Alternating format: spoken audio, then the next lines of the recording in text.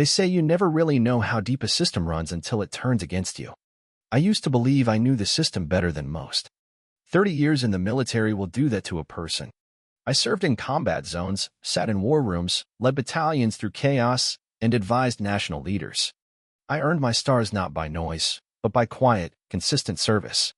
Which is why, on that cool Thursday evening outside a military research facility in Northern Virginia, I didn't expect to find myself staring down the barrel of a police officer's gun.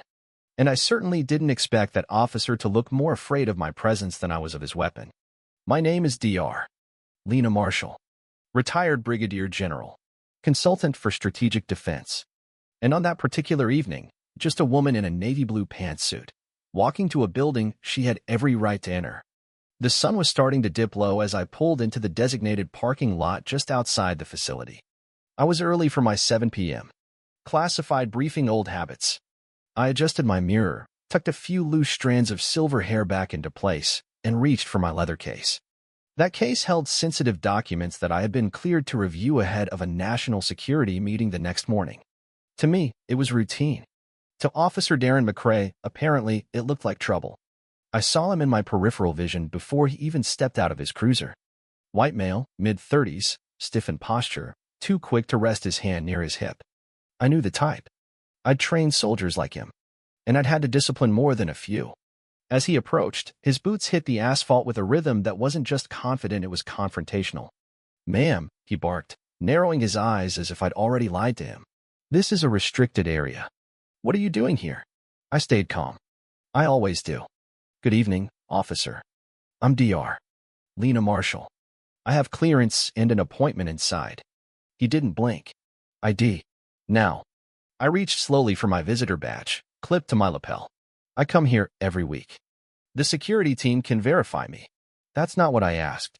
He stepped closer, close enough that I could smell stale coffee and something sour beneath it. "Show me something with a picture." At that point, I paused. Something about his tone, the twitch in his jaw, told me this wasn't about protocol. It was personal. My hand moved toward my jacket pocket. "Don't," he snapped, unfastening the strap on his holster. "You reach again without permission, and I will consider it a threat." I froze. Not because I was afraid, but because I was furious. I had faced mortar fire without flinching. But now, in a quiet parking lot 10 miles from the Pentagon, I was being treated like a criminal. Because I was black, and a woman. And, to him, out of place. "Officer," I said, carefully, "I'm going to show you my military identification." Slowly. "You can confirm it with your own department." His eyes never left my hand as I pulled out the card and held it up to the fading light. The gold Department of Defense seal caught the last rays of sun. My rank, my full name, and my picture in uniform were clear. He read it. Then he froze. The silence was long enough for the air to thicken between us. "General," he muttered, disbelief curdling into something uglier. "Is there a problem with my identification, Officer McCrae?" He didn't answer. Instead, he muttered something about forgery and backup. But his hand trembled now. Not with fear. With the realization that he had messed up. Big. Backup arrived fast. Another cruiser, and with it came Officer Tom Reyes, McCrae's partner. Older, Latino, a Marine vet. He took one look at my ID, then at me, and I saw recognition flash in his eyes. "General Marshall," he said with surprise and immediate respect. "Ma'am, are you okay?" I nodded. "Your partner drew his weapon without cause. He refused to verify my clearance and implied my ID was fake." Reyes looked at McCrae. "Holster your weapon." "Now." McCrae refused. She could be anyone. That ID might be stolen. That's when I pulled out my phone. "I'm recording this now," I said. "As of this moment, you are detaining a federal consultant without cause." McCrae lunged, grabbed my wrist, still with his other hand on the gun. He never saw it coming. I twisted, hard, the way I had been taught years ago in hand-to-hand. His grip broke. He stumbled back, and I stood my ground. Military police from the facility arrived moments later. They surrounded McCrae, de-escalated the situation, and took control. Reyes gave his statement. I gave mine.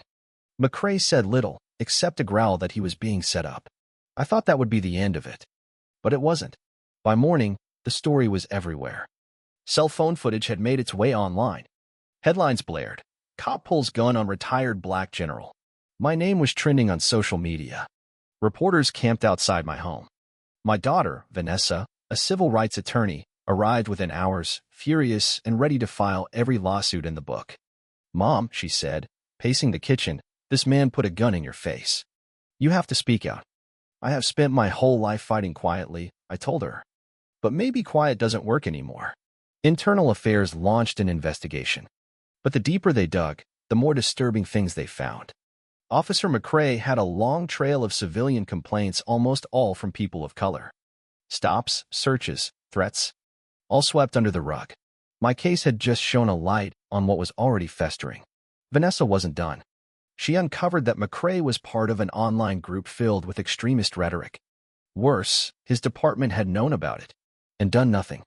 Then the retaliation started.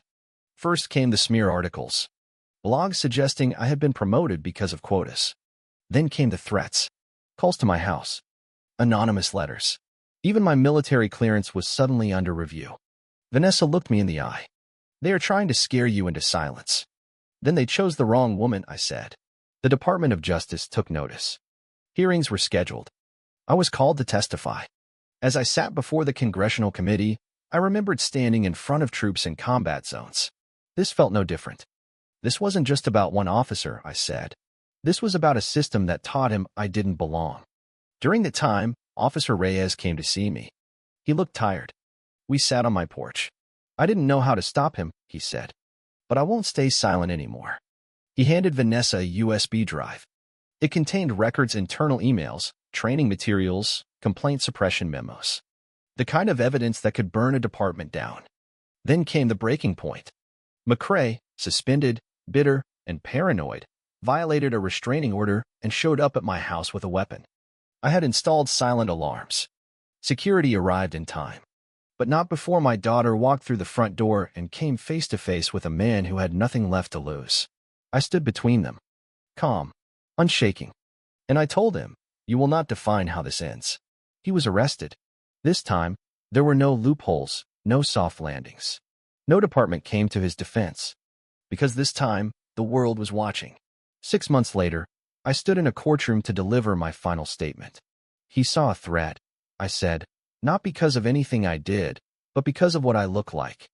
That mindset is not born, it is taught, reinforced, rewarded. It must end. Officer Darren McCrae was sentenced to 12 years. Not just for what he did to me, but for the pattern he had lived by. But this isn't a story about punishment. It's about change. I now lead a national task force for police accountability. Vanessa founded a legal aid fund for those wrongfully detained. Officer Reyes helps train new recruits in de-escalation and implicit bias recognition. And every week, I speak to cadets across the country about what justice should look like. We don't undo what happened in that parking lot by erasing it. We honor it by making sure it doesn't happen again. So I ask you, when power is abused and prejudice wears a badge, will we look away? Or will we stand where it matters? Leave a comment below. Share your thoughts. Should General Lena have pressed charges right away or tried to work within the system? Should Officer McCrae have been given a second chance, or is accountability long overdue? Like, subscribe, and tell us your take. Because change doesn't happen in silence. It begins with stories like this and voices like yours.